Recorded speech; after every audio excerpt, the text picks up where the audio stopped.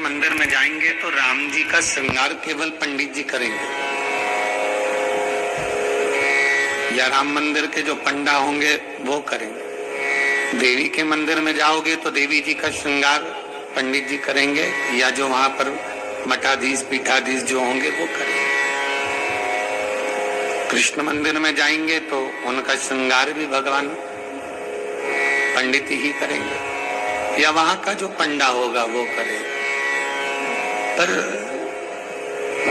पूरी दुनिया में केवल एक देव महादेव ही एक ऐसे हैं कि जिस मंदिर में जाओ लोटा भर के पानी चढ़ाओ और तुम्हारी मर्जी पड़े जैसा श्रृंगार करे। शंकर कहीं भेदित नहीं है, शिव कहीं भेद नहीं है।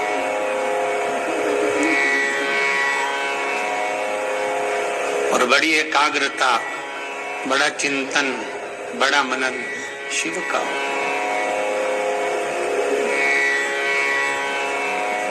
सब दूर जाकर झोली फैलाकर कहना पड़ेगा कि हमको ये दे दीजिए। शंकर के पास जाकर झोली फैलाकर कहना नहीं पड़ेगा कि हमको दे दीजिए। केवल अगर आप शंकर के चरणारविंद तक पहुंचे हो या शिव महापुराण तक कभी भूल से भी आप पहुंच गए हो तो ये आप आने वाले नहीं हो, आपकी सामर्थ्यता नहीं है कि आप शंकर के करीब पहुंच जाएं, शिव महापुराण तक पहुंच जाएं। ये तो स्वयं शंकर को कोई करुणा करना होगी, शंकर को कोई दया करना होगी, कुछ कृपा करना होगा। इसलिए बाबा ने आपको बुला लिया, बाबा ने आपको दर्शन दे दिया। वो शिव पर से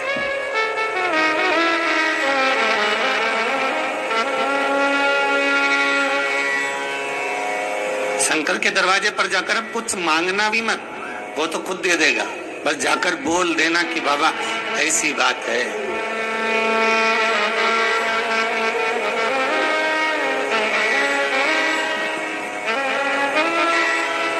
कल इंदौर से एक भैया आए थे, उन्होंने माइक लेकर बोला था, ध्यान होगा कि उन्होंने माइक लेकर उसको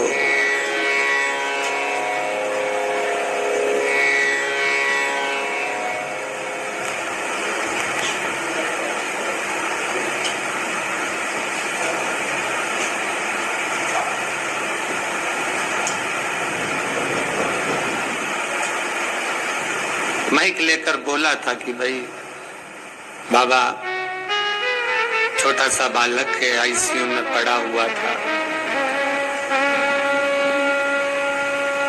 पर भगवान शिव की करुणा ऐसी हुई, उसने कोई उपाय ऐसा कर लिया कि बालक आईसीयू से भी हट गया और यहाँ वो लेकर भी आ गए। आपकी उपासना, आपका भजन, आपका कीर्तन, आपका नाम जाप, आपका स्मरण कभी खाली नहीं जाता,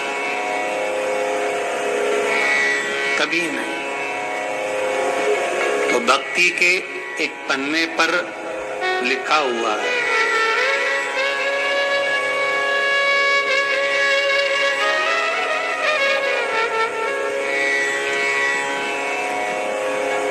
देवराज नामक का ब्राह्मण शिव महापुराण की कथा कहती है। 24,000 श्लोक इस शिव पुराण में है, 12 खंड है, 7 संहिता है।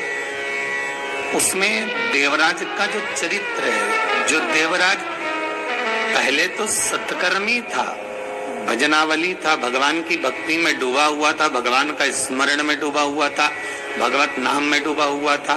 पर वही देवराज भगवत कर्म से वंचित हो गया केवल संगत के कारण। निवेदन है, ताली, थाली और प्याली, ये 3 मित्र मनुष्य को बर्बाद कर देते हैं।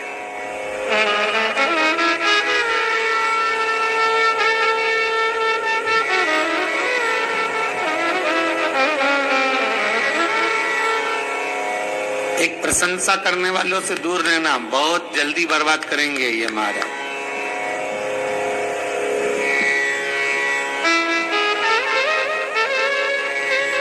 बहुत जल्दी हरा सकते हैं आपको। फिर थाली मित्र होटल में खिलाने वालों से सावधान रहना, पहले अपना पैसा खर्च करके तुम्हें खिलाएंगे, फिर पूरा चूना तुमको लगा जाएगा। तीसरा है प्याली मित्र। मित्र को पीना याद नहीं, अपने पैसे से पीना सिखाएंगे, फिर उसके पैसे से पूरी जिंदगी पिएंगे।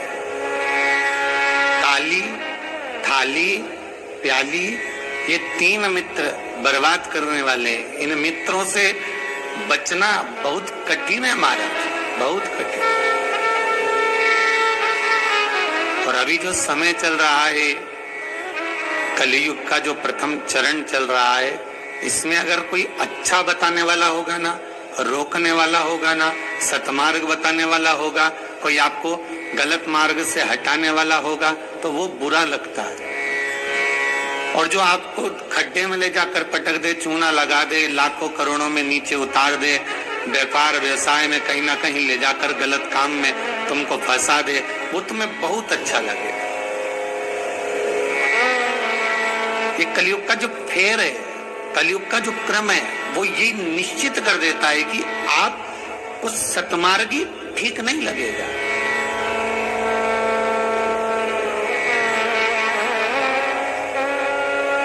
इस व्यासपीठ से कितने उपाय बताए जाते हैं, हर चीज का उपाय है और लोग कर भी रहे हैं और फायदा भी है, पर उस उपाय को कई लोग ऐसे हैं कि करते ही नहीं है।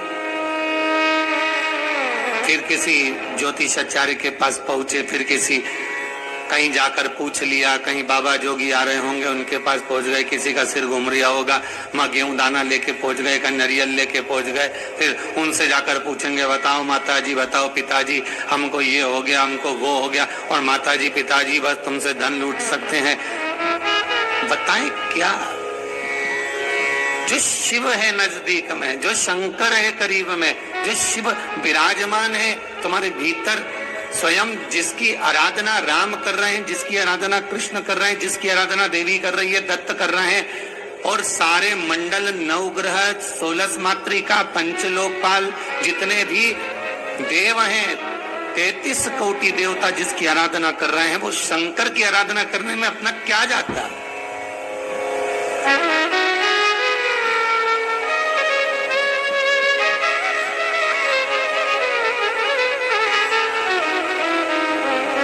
स्वयं भगवान कृष्ण को जब पूतना दूध पिलाने के लिए आई और विष पिलाने के लिए पूतना आ गई, तो भगवान कृष्ण दूध तो पी लिया, पर जब विष पीने का समय आया तो भगवान कृष्ण उसी समय पर शंकर भगवान को याद करते हैं, भोलेनाथ जी आओ। शंकर भगवान ने पूछा क्यों कृष्ण? कन्हैया जी कहते हैं दूध तो मैं पी सकता हूं, पर विष पीना मेरी सामर्थ्यता नहीं है, इसलिए आप मेरे गले में आकर बैठ जाओ।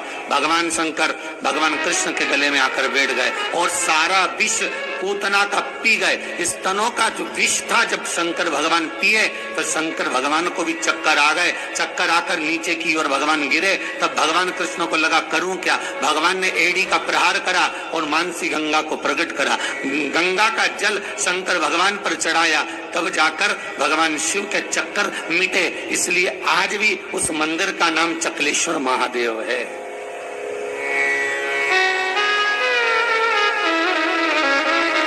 नाथ जी की परिक्रमा में पड़ता है चकलेश्वर महादेव। भगवान को स्वयं चक्कर आ गए, इतना विषैला विष, इतना प्रबल विष शिव धारण करे तो क्या? कृष्ण, राम, दत्त जितने भी हैं सब भगवान शंकर से ही ले सकते हैं, शिव से।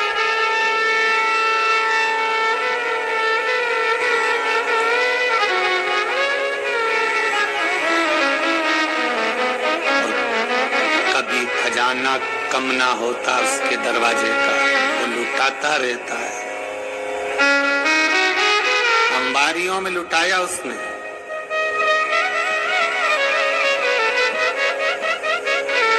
जब विदर्भ राज भीष्मक की कन्या रुक्मणी ने भगवान कृष्ण को वर्ण किया, तब भगवान कृष्ण स्वयं ब्राह्मण से कहते हैं कि रुक्मणी जी से जाकर कह दो कि तू जगदम्बा के मंदिर पर पहुंच जा, मैं तुझे लेने के लिए पहुंच जाऊंगा।